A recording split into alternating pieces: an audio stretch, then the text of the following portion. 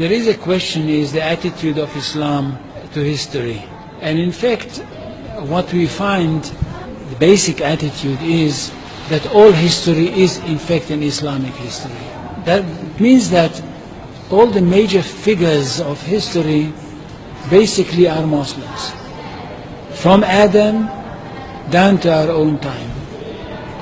So if the Jews or the Christians are demanding something and basing it on the fact that there was a king called Solomon, or a king called David, or a prophet called Moses, or Jesus, then of course what they are doing, they're saying something which is not true, or in fact they don't know that all these figures were basically Muslim figures.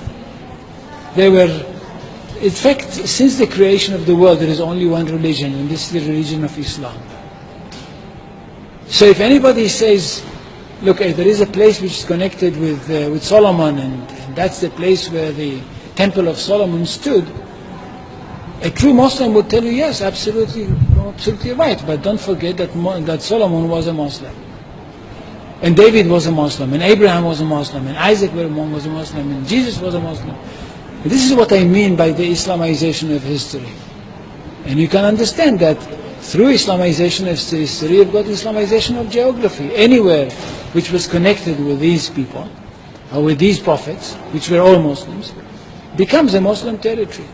And therefore, when Islam was not in that area before Muhammad came to it, but it should have been there.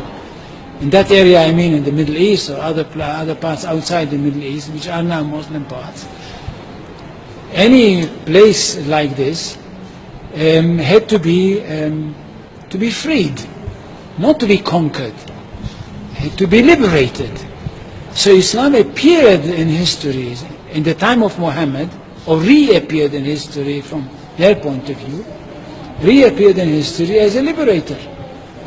And therefore there is no Islamic occupation. If somebody occupied anything, it would be always somebody else, not the Muslims. So there is no Islamic occupation, there is only Islamic liberation.